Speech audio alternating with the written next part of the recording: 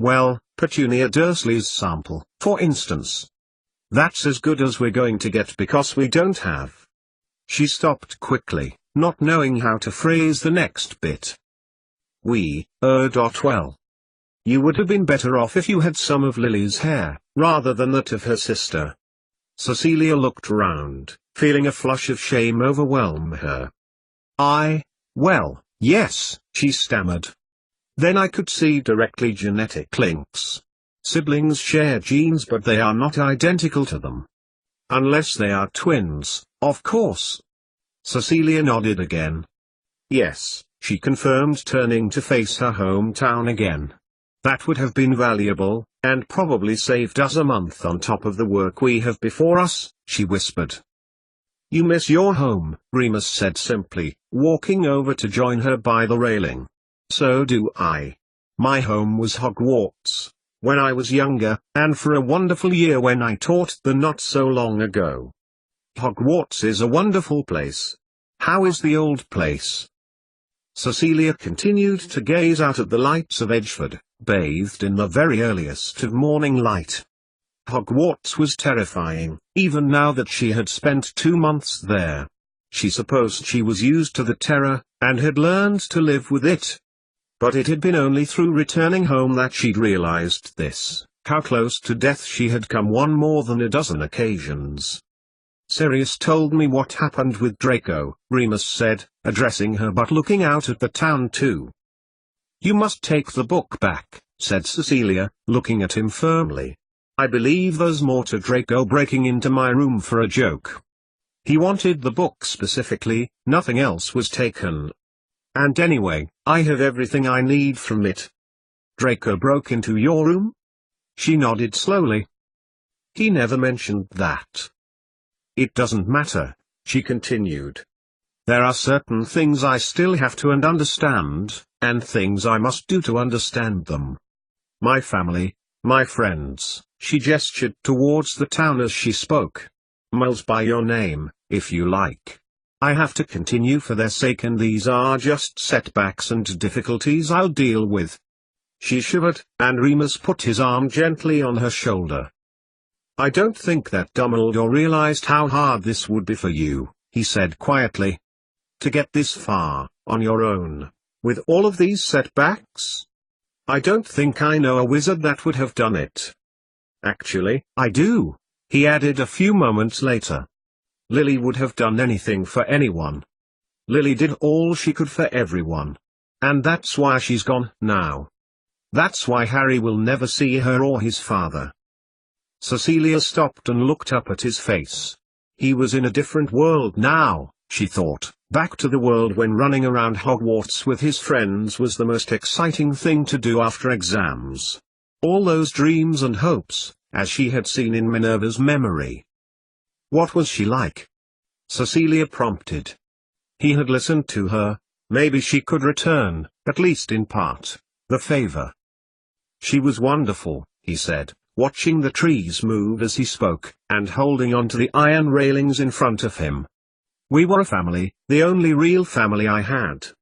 We did everything together, sneaked out of the castle, learned our spells. If it weren't for Lily, our group wouldn't have held together.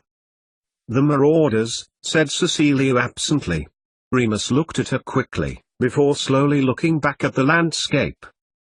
Yes, he confirmed. That's what the Professor McGonagall named us. Those were the days, he added. What was it like for you? He glanced at Cecilia as she surveyed the landscape.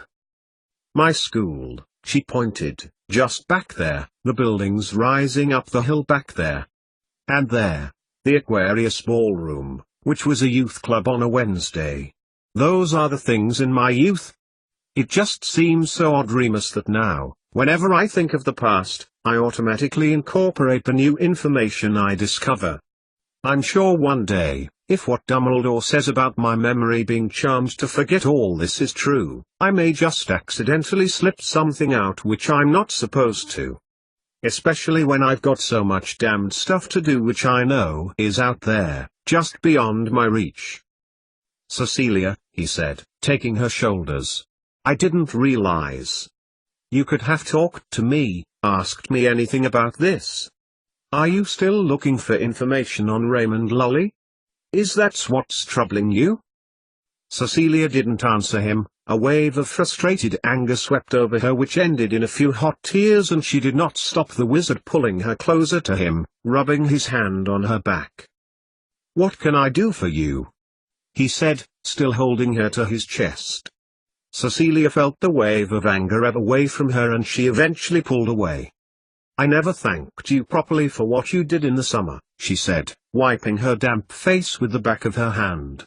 "I know I left to go back with Savuous, and I still think I made the right choice, but I did appreciate your concerns for me." She looked at Remus in the eye. "What is it you need to know?" he said again, looking earnestly at her. "Draco Malfoy," she said. "I need to understand. How is he related to Sirius's family, and Tonks's?" "Sirius's aunt Narcissa married Draco's father," he replied.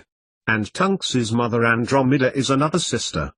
The pure-blood families have disowned both Sirius and Andromeda. He lived with the Potters in London, Godric's Hollow.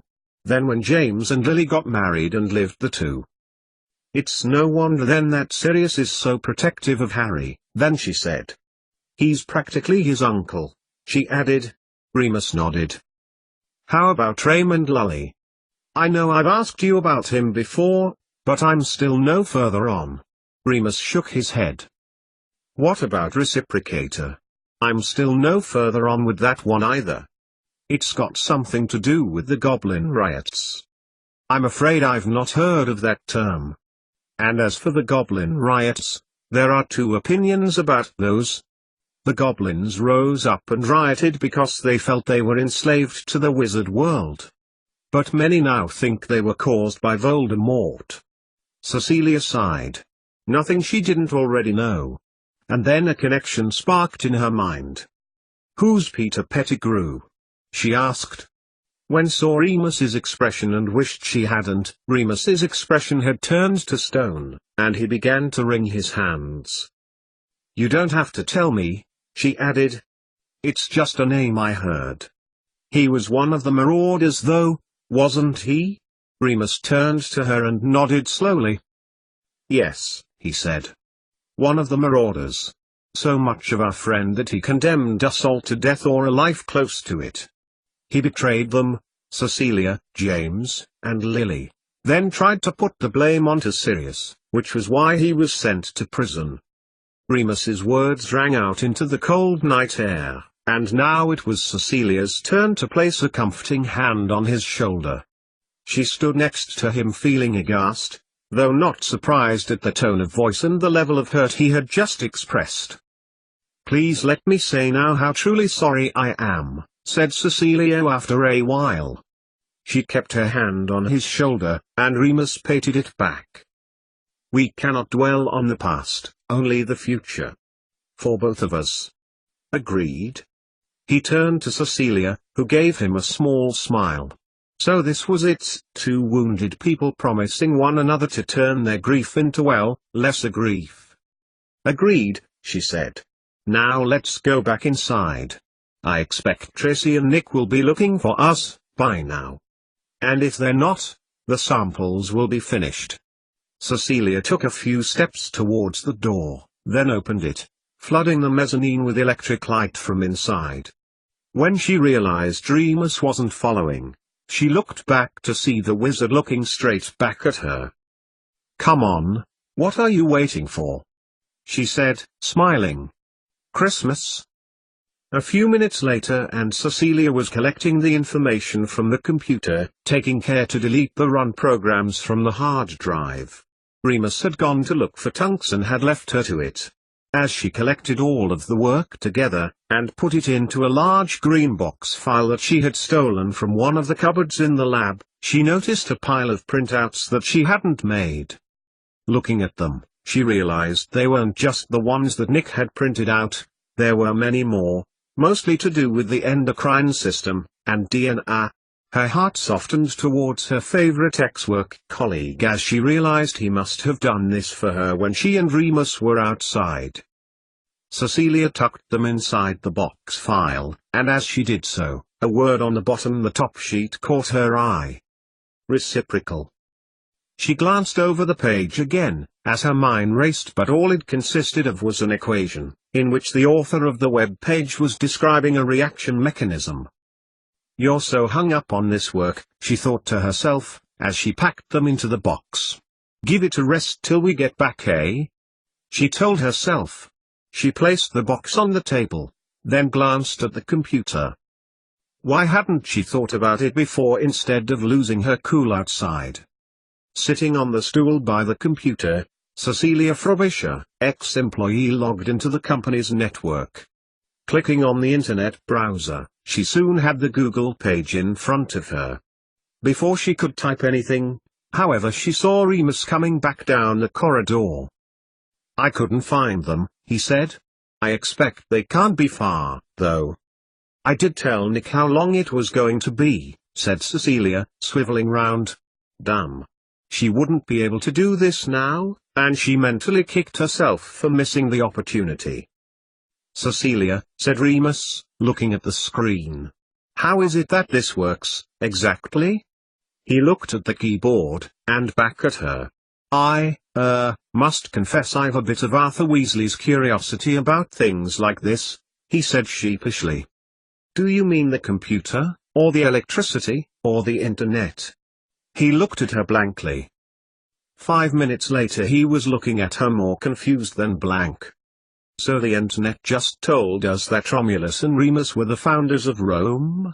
Well," he said, "I never knew that." "How marvelous, Cecilia." Remus looked at the screen, looking truly excited. "May I?" he asked. She nodded, gesturing towards the keyboard. "Just press the keys, and you can make any of the words appear on the screen." Biting her lip, she stopped herself from adding, "just like magic." "So you can find anything out?" He touched a couple of the keys, and looked at the screen as if they were about to jump out and bite him. "That's the idea," said Cecilia. "It's not wholly accurate, but it is something.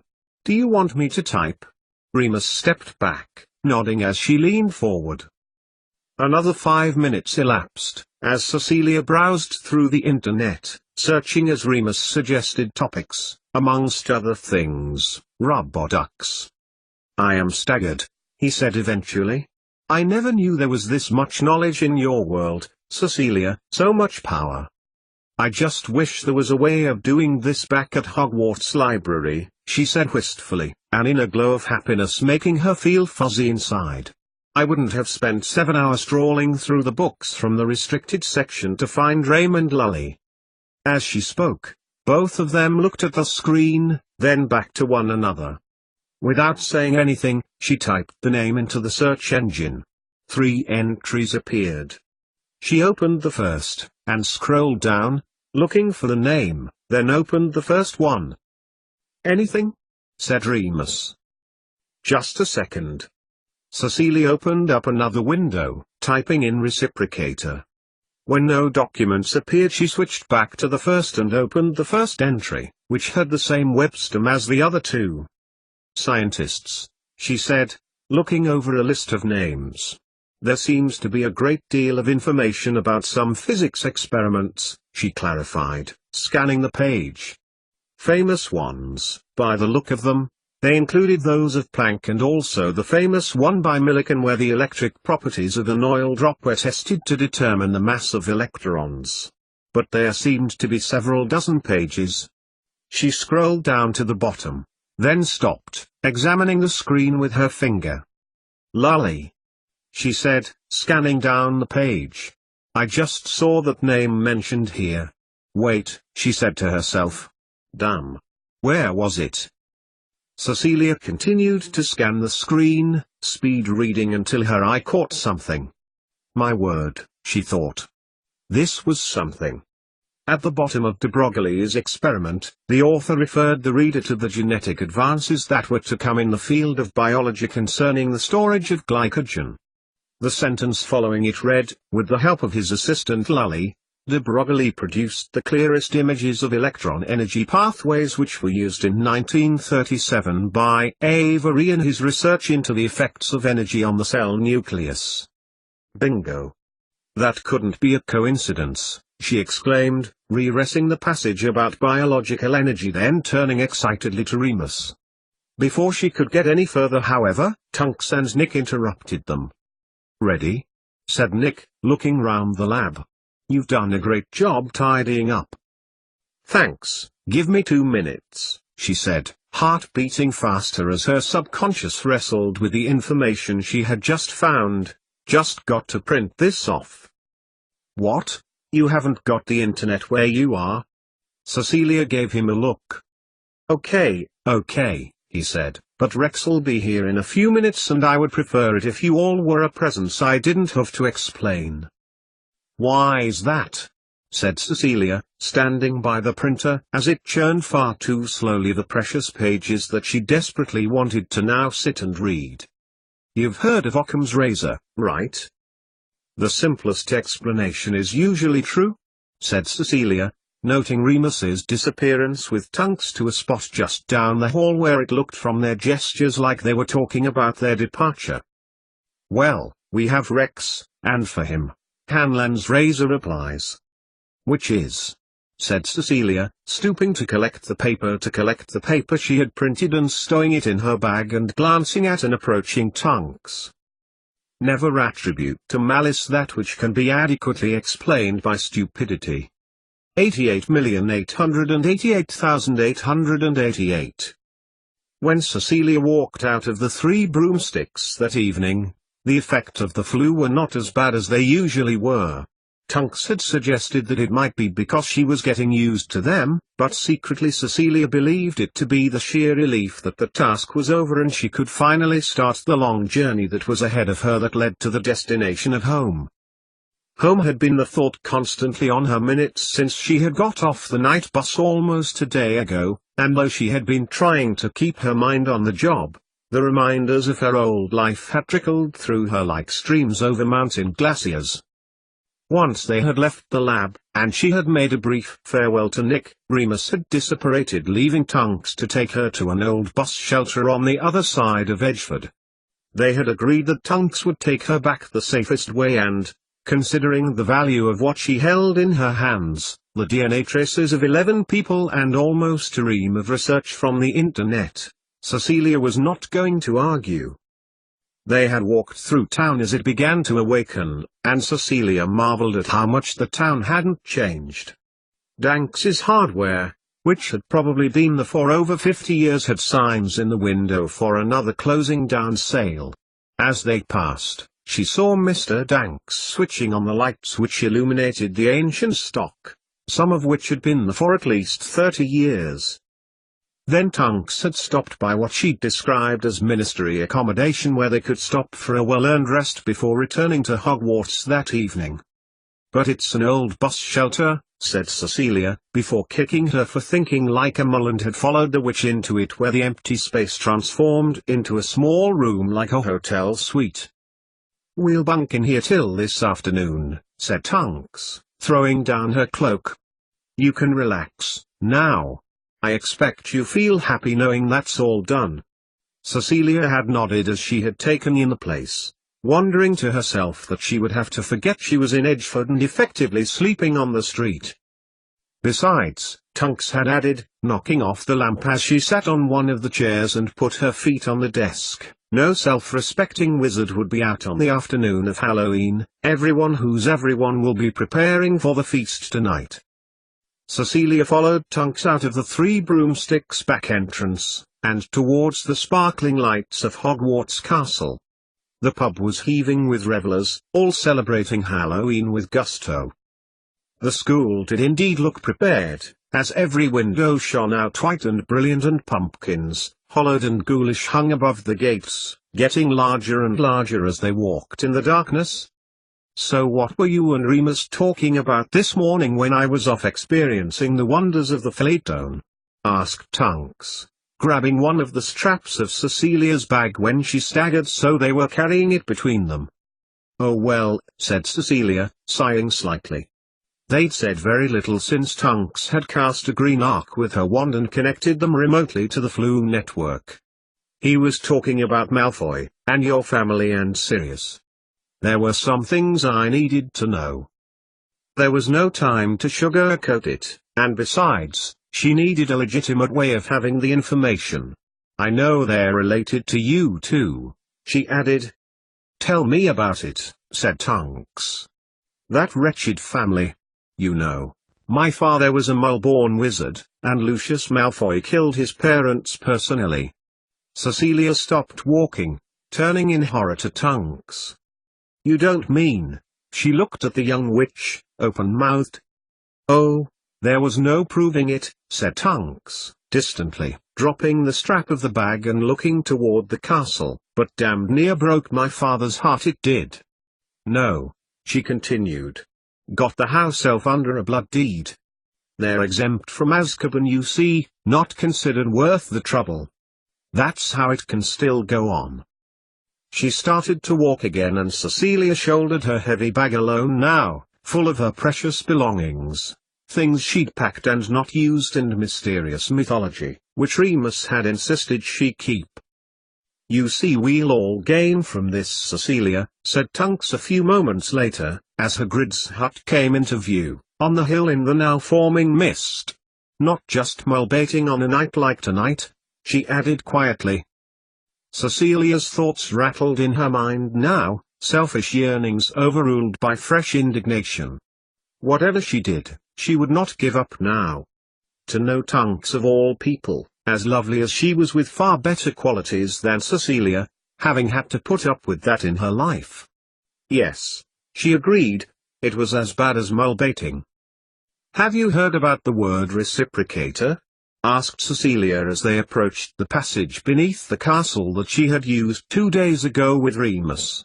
Tonks stopped and looked at her, glancing at the passage. I only ask, Tonks, because I've got a reference to a Raymond Lully, with that word written next to it, and he appears to be related to Sirius, some cousin or other, so that means he'd be related to you too. I'm just following up on everything. Cecilia's voice tailed off as Tonks stood by the doorway. You really are so thorough, said Tonks, grabbing the startled Cecilia close to her before letting her go. So dedicated to all this after everything, chasing up every last lead, trying to solve it. Can you tell me?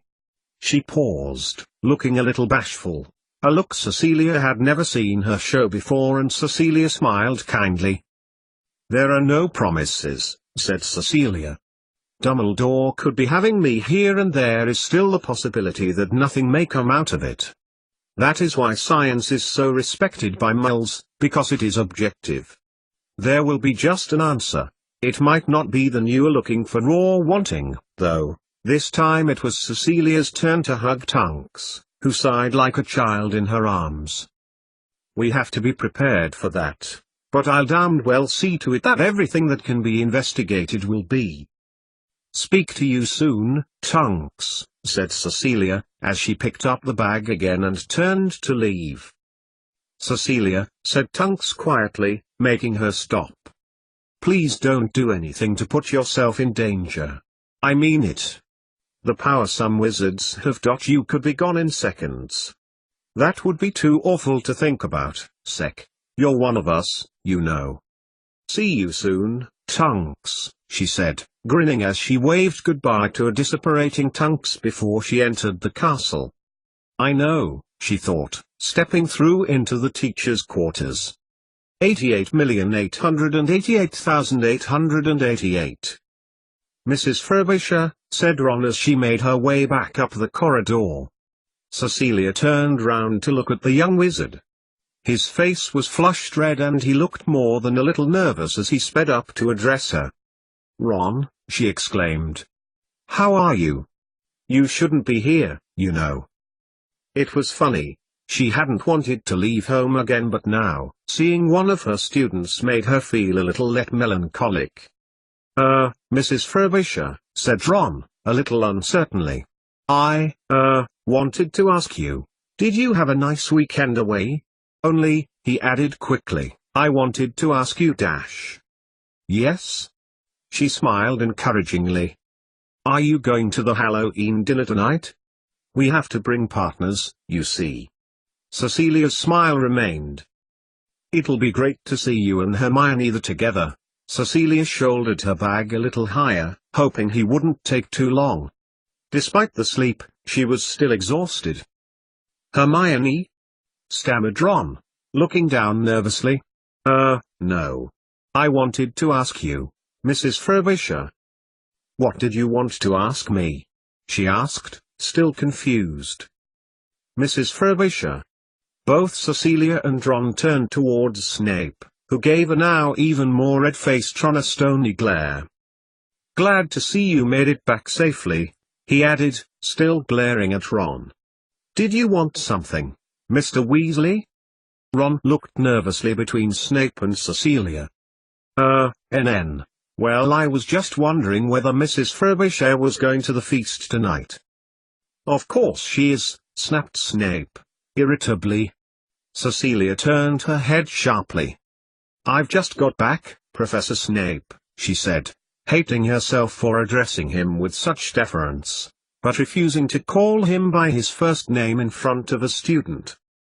"I don't think you'll be expecting me there when I have such important work to continue," she added, raising her eyebrows to convey her message. "Do I need to remind you, Mrs. Frobisher, this is the biggest event in the school calendar. All staff are expected to attend." He glanced across to Ron, who was attempting to slope off towards the first-floor landing. "That goes for you too, Mr. Weasley," he added, making the young wizard stop in his exit attempt. "The Great Hall in half an hour." Cecilia turned back to Snape, hysteria beginning to replace her anticipatory happiness of 5 minutes ago. "You barely speak to me for a fortnight, don't even have the courtesy to ensure I have everything we need for the analysis, and you expect me to delay the work now I have the results for some dinner?" The words flowed hot and lively from her lips as she attempted to convey her indignation as civilly as her mind would allow.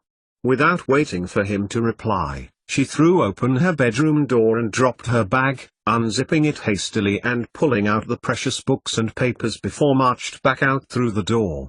Snape, who had watched her do this with open-mouthed silence, followed behind her as she made her way towards Dumbledore's office. "Mrs. Frobisher, wait," he said, as he strode after her. "I do not believe you understand." "I understand perfectly," she said, turning her head left as she walked to where Snape had caught up with her and was walking, matching her pace. "I'm sure Professor Dumbledore will be able to advise me," she added. Snape grasped her wrist, but she wrenched it away. "Mrs. Frobisher," he said again as they marched in unison along the main first-floor corridor towards the base of the high tower. "Stop walking and listen," he added. Cecilia stopped. She'd not heard that tone in his voice before. "I had order business to attend to, as I explained before you left. You had everything you needed. Miss Tunks confirmed this with me just before you entered the castle. We cannot talk of this here," he added, his incisive and direct intonation returning. "And as for you not attending the feast," he stopped. "What's this? A member of staff not wishing to join the rest of the school in the fun and jollity of this All Hallows Eve feast?" Cecilia turned sharply, dropping everything over the floor. "Professor!" she exclaimed, bending quickly to tidy up the papers. "I've just returned," she added, stating the obvious. "Professor McGonagall," she added, looking at the deputy headmistress dressed in a beautiful glimmering emerald outfit. "You look lovely." Minerva McGonagall smiled warmly at Cecilia, stooping to pick up and handing Mysterious Mythology to her, then glanced at Dumbledore. "Headmaster, Mrs. Frobisher is desperately keen to consider the results of her work tonight," clarified Snape, helping Cecilia up by the elbow. "I've informed her of her obligation as a member of staff to the feast." He glanced at Cecilia, before adding, "However, if you believe it's in our interests that she continue, may I suggest that she is afforded a safer place than her bedroom to carry this out?" bearing in mind the lack of security and subsequent removal of her property a fortnight ago? Cecilia looked at him in astonishment. That certainly was unexpected. Snape had never defended her in front of anyone at Hogwarts before. Maybe he was being honest then when he said he had work of his own. Maybe she was reading too much into the fact he had barely said anything to her since allowing her into his confidence. Cecilia flashed a brief grateful smile in Snape's direction before looking towards Dumbledore herself, but then turned her head as Minerva stepped towards a small door on the right-hand side of the corridor. "Maybe we could step into my office," she said, holding the door open. "Then we can discuss this in more confidence." She looked across to Cecilia, beckoning her to come in. Cecilia looked back at Dumbledore and Snape briefly before walking in. Both wizards followed her. Minerva closed the door behind Snape, and Dumbledore paced towards the crackling fire. "I trust everything went according to plan? You managed to carry out the task you needed to, and this has now furthered your research?" Cecilia looked around, and addressed all three wizards, gesturing towards her papers, which were still disorganized and thrown back together in her hands. "Yes, Professor. Do you wish me to explain?" She was about to put the papers down on the small cherrywood table next to the fire, but Dumbledore held up his hand. "Not just at the moment, Cecilia," he said, "as I am expected at the feast in a little over 20 minutes. Did you feel the work was successful?" "Absolutely," she beamed, smiling brightly at Snape, who nodded slightly in her direction. "Just the long road ahead of us now. We need to piece this together properly," she added. "In that case, this is indeed a cause for celebration," nodded Dumbledore. "I leave the choice to you, Cecilia. You may continue this work tonight by all means. However, I believe you would make more progress if you had a break, and started afresh with Severus tomorrow evening." Dumbledore looked at Snape, who looked over at Cecilia, and he smiled briefly again. Cecilia nodded. "But I can't leave this in my room. It's not safe. And nor is Remus's book," she added, pulling out of the back of the file. "May I make a suggestion, Cecilia?" Minerva stepped nearer to her, and smiled a little.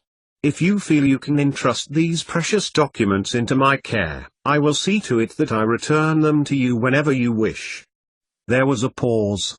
Cecilia wasn't sure what to say next. Minerva had spoken to her with such respect that it took her completely off guard. "That would be acceptable," Cecilia said finally, feeling a little humble herself. "And yes, I'd love to attend the feast. I'm sure it'll be delightful. But," she looked down at her clothes. She was still wearing her real clothes, jeans and a sweater, and she knew her Remus robes were in need of a clean. "If you would like me to escort you to your room, Cecilia, I'm sure I could help you choose something suitable from the guest robes. And I can show you where I will be leaving your documents," she added, picking up the file from the table and handing it to her. "Splendid," smiled Dumbledore, gliding across the room and opening Minerva's workroom door, holding it for them as Cecilia followed the older witch. They were right, of course. She'd been up for nearly 24 hours with only a light nap in the ministry quarters. There would be time enough tomorrow to continue. And they would make good progress if Snape was able to assist as she hoped. As soon as they left, Dumbledore closed the door firmly, and strode back towards the fireplace, looking into its crackling flames. He said nothing for a good few minutes, before turning to Snape, looking at him calmly and firmly. "I do not believe that anything that will transpire this evening will be in any way necessary for Mrs. Frobisher to know. From what you have described, Severus, the worst attack on my life will take place shortly after our feast ends, and its scale will be such that our order will be overwhelmed within the first hour. Many scores of moles will die," Dumbledore continued, "despite the best efforts of us all." "The old magic, Professor. She is a member of the Order," began Snape, taking a step forward, but Dumbledore held up his hand and turned to address him. "And she is a mole," Severus. This concerns her as a mole, and it will give her no peace to know moles are going to suffer and die tonight. Dumbledore stroked his silvery beard and made for the door. Placing his hand on the back of one of the chairs, he stopped and looked back towards the hearth. No, she must not know of this. Her task as a scientist must not be jeopardized. We do this for the greater good. The bait must be laid. The trap must be set. Voldemort must believe he is still the most powerful wizard in the world and prove it to himself through these evil deeds. And though we may reduce what we can and assist the innocent, what is done under the all magic must come to pass.